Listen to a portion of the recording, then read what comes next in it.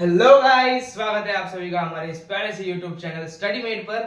और आज हम बात करने वाले हैं कि सारा आपने रिवीजन कर लिया, आपने पोर्शन कंप्लीट कर लिया, आपको सब याद है, आपने 2-3 बार रिवाइज भी कर लिया, तो आपकी स्पीड भी अच्छी खासी हो गई होगी याद करने की। लेकिन बात जब आती है पेपर लिखने की, तो उसमें और चीजें एडिशनल आपको थोड़ी याद रखनी है कि आपको क्या क्या करना होगा। अगर आपने घर पे खुद 6 से 7 बार टेस्ट नहीं लिखे हैं, तो कुछ लोग होते हैं जो इंटीग्रेटेड होते हैं, जैसे कि मैंने भी मेरे कोचिंग में मैंने इंटीग्रेटेड बैच चूज किया था। इंटीग्रेटेड बैच में आपको ज्यादा कॉलेज जाने की जरूरत पड़ती नहीं है। तो जो इंटीग्रेटेड वाले लोग होते हैं उन्हें ये थियरी पेपर लिखना थोड़ा सा मुश्किल हो जाता है, क्योंकि जेईई और एमएसटी सीईटी मेन फोकस होता है उनका, और उसमें उन्हें वो सिर्फ टिक करने की आदत होती है, ऑप्शन टिक करके निकल लेना।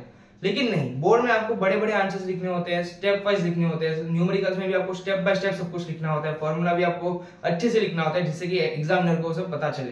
तो ये सब चीजें कैसे कवर की जाए, आज हम इस वीडियो में देखने वाले हैं।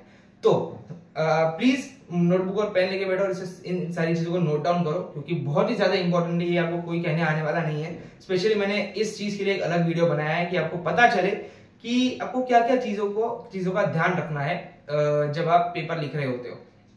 प्लीज, अभी 15 to 20 डेज बाकी हैं, इसमें आप 6 से 7 टेस्ट पेपर्स, फुल पोर्शन के टेस्ट पेपर्स लिख सकते हो। तो प्लीज लिखो सारे फिजिक्स, केमिस्ट्री, मैथ्स का स्पेशली आप कम से कम 4 से 5 टेस्ट पेपर्स तो आपको लिखने ही है। क्यों लिखना है? क्योंकि अभी मैं बता रहा हूं, ये अभी जो बात मैं बोलूंगा वो कुछ लोगों को नहीं पता होगी कि जब आप फिजिक्स में न्यूमेरिकल्स लिखते हो और आपने यूनिट नहीं लिखा है, लास्ट में फाइनल आंसर में आपको फाइनल आंसर आ गया 5.2 सेंटीमीटर है और आपने सिर्फ 5.2 लिखा है, वो सीएम 2 लेटर के लिए आपका आधा मार्क कटेगा अगर आपने सेंटीमीटर नहीं लिखा तो ये इंपॉर्टेंस है यूनिट की। ऐसे बहुत सारी छोटी छोटी चीजें अगर आपने नहीं लिखी तो आपका आधा 1 मार्क कट जाएगा। तो वैसी सारी चीजों को आपको लिखना है। और जो इंटरनेट है वहां पर ऐसी बहुत सारी पीडीएफ है, यानी कि नवनीत की पीडीएफ है, जहां पर मॉक पेपर्स विद सॉल्यूशंस दिए गए हैं। उसमें अच्छे से स्टेप बाय स्टेप लिखा गया है कि एक न्यूमेरिकल जो 2 मार्क का है उसका मार्किंग स्कीम क्या है। जैसे गिवन टू प्रूफ का कुछ मार्किंग स्कीम होता है, फॉर्मूला का कुछ मार्किंग स्कीम होता है, फाइनल आंसर का कुछ मार्किंग स्कीम होता है। ये सारी चीजें मैंने एक वीडियो में बता रखी हैं, जिसका लिंक मैं डिस्क्रिप्शन में देने वाला हूं। डिटेल में बताइए कि मार्किंग स्कीम क्या है, आंसर का मार्किंग स्कीम क्या है वगैरह, सब मैंने बता रखा है।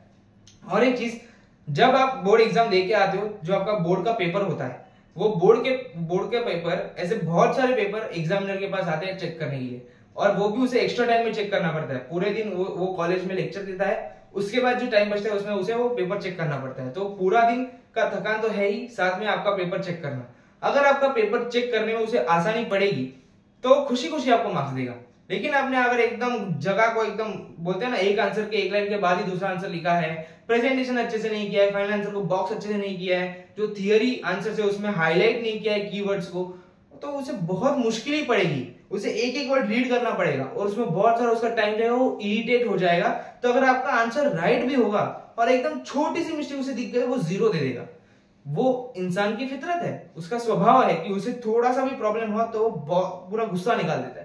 तो आपको पेपर इस तरह से लिखना है कि जो एग्जामिनर है उसे चेक करने में आसानी हो। जैसे कि अगर आप कोई न्यूमेरिकल लिख रहे हो तो गिवन को अंडरलाइन करो, टू फाइंड को अंडरलाइन करो, टू प्रूफ को अंडरलाइन करो, फॉर्मूला को अंडरलाइन करो, हो सके तो बॉक्स करो, सोल्यूशन को अंडरलाइन करो, और लास्ट में आपका फाइनल आंसर आता है उसे अंडरलाइन प्लस बॉक्स दोनों करो।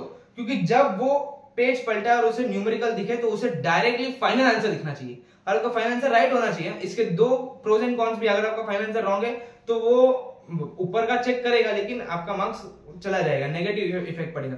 लेकिन अगर आपका आंसर राइट है, उसे पता चल गया, उसके पास आंसर शीट होती है, अगर आंसर 5.2 है और उसने वो बॉक्स देख लिया, उधर भी 5.2 तो डायरेक्ट फुल मार्क्स दे देगा, वो पूरा सम रीड भी नहीं करेगा। हालांकि पूरे सम में कैलकुलेशन मिस्टेक, थोड़ा सा भी कैलकुलेशन मिस्टेक होगा ना तो वो इग्नोर कर देगा, क्योंकि उसने डायरेक्ट फाइनल आंसर देख लिया, उसको पता है फाइनल आंसर राइट है तो पूरा सम भी राइट होगा, प्रेजेंटेशन भी अच्छा है, तो डायरेक्ट मार्क्स देके वो आपका पेज पलट देगा। वो जो छोटी सी मिस्टेक थी वो इग्नोर हो जाएगी। तो इतना इंपॉर्टेंस है प्रेजेंटेशन का। ये तो मैंने सिर्फ न्यूमेरिकल के लिए बताया, बड़े बड़े आंसर्स के लिए भी सेम ही है। एक पेज का आपने आंसर लिखा है, समझो एक पॉइंट आपने गलत लिख दिया, लेकिन आपने सारे कीवर्ड्स को हाईलाइट किया। जैसे कि आंसर कुछ है थर्मोडायनामिक्स के ऊपर, प्रोसेस है, थर्मोडायनामिक्स प्रोसेस के बारे में, और उसने आपने उस आंसर में जो कीवर्ड्स है जैसे कि मेन लॉज हो गए उसको आपने अंडरलाइन करके रखा है, तो जैसे ही वो आंसर रीड करेगा वो कीवर्ड्स उसको दिखाई देंगे। अगर उसको कीवर्ड्स दिखाई देंगे तो उसको पता है कि आपने अगर कीवर्ड सही है तो पूरा आंसर भी सही होगा। तो जो छोटी सी छोटी मिस्टेक होगी, आपने अगर कोई सेंटेंस को अलग तरीके से लिख दिया जिसका पूरा मतलब ही अलग हो गया, तो वो इग्नोर करके फुल मार्क्स दे देगा आपको। प्लस अगर उसे इजी पड़ रहा है, आंसर चेक करने में उसे आसानी पड़ रही है, तो आपको खुशी खुशी मार्क्स देगा, क्योंकि उसे पता है कि इसने मेरी मेहनत बचाई है, इसने मुझे कष्ट नहीं दिया है। तो हाँ, ये थोड़ा सा अलग पार्ट है आपके लिए, लेकिन हाँ ऐसी चीजें भी होती हैं चेक करते समय, तो आपको इसका भी ध्यान रखना है। प्लस जो इंडिकेटेड बच्चे होते हैं और जो नॉर्मल बच्चे होते हैं प्रीलिम्स की, तो उन्हें भी लिखने की आदत थोड़ी कम होती है। आपको 2 से 3 घंटे एकदम फास्ट लिखना होता है, तो आपके जो हाथ को आदत होनी चाहिए कि वो फटाफट लिख सके, इतने देर तक लिख सके, आपका हाथ ना दुखे। इसलिए आपको 6 से 7 test papers, full test paper, सारे पोर्शन के 70 मार्क्स के टेस्ट पेपर्स आपको लिखने हैं विथ टाइमर, जिससे कि आपके हाथ को पता चले, आपके दिमाग को पता चले कि यस टाइमर चालू है और आपको 2 घंटे में पेपर खत्म करना है। दिमाग को आदत होनी चाहिए कि यस अभी 2 घंटे हो जाएंगे, मेरे पेपर मुझे खत्म करना है। और एक बात ध्यान रखना कि 2 घंटे आपको हमेशा टाइमर के 15 मिनट पहले ही पेपर खत्म करना है। क्यों पेपर खत्म करना है? क्योंकि जब आप पेपर लिखते हो तो आप दो ऐसे छोटी छोटी मिस्टेक होती है, जैसे कि यूनिट नहीं लिखना, बॉक्स ना बनाना, और भी बहुत सारी छोटी मिस्टेक्स होती हैं जो आप इग्नोर कर देते हो। और जब आप वो 15 मिनट्स में जब आप आपके पेपर को आप गो थ्रू करते हो, तब वो मिस्टेक्स आपके नजर में आ जाती है और आप वो मिस्टेक सुधार देते हो। तो 15 मिनट्स पहले आपको पेपर खत्म करना हो, जो लास्ट की 10 to 15 मिनट्स होगी, आपको उसमें चेक करना है कि कुछ मेरा रह तो नहीं गया, क्वेश्चन नंबर तो अच्छे से लिखा है मैंने। कभी कभार क्वेश्चन नंबर ही लोग गलत लिख देते हैं और पूरा आंसर अगर सही भी होगा तो एग्जामिनर गलत देता है क्योंकि क्वेश्चन नंबर ही गलत है। इसलिए वो जो छोटी छोटी मिस्टेक्स है आपको उसमें नजर आ जाएगी अगर आप 10 से 15 मिनट चेक करने के लिए आप दे रहे हो तो। सो प्लीज ये सब छोटी छोटी चीजों का ध्यान रखना। और 6 to 7 टेस्ट पेपर्स आपको लिखने हैं, आपके हाथ को आदत होनी चाहिए, टाइमर आपके पास सामने होना चाहिए, और ऐसे आपको टेस्ट पेपर को लिखना है और चेक भी अच्छे से करना है। आई होप आपको आज का जो सेशन है अच्छा लगा होगा। मिलते हैं नेक्स्ट लेक्चर में, तब तक के लिए गुड बाय, जय श्री कृष्ण, पढ़ते रहिए।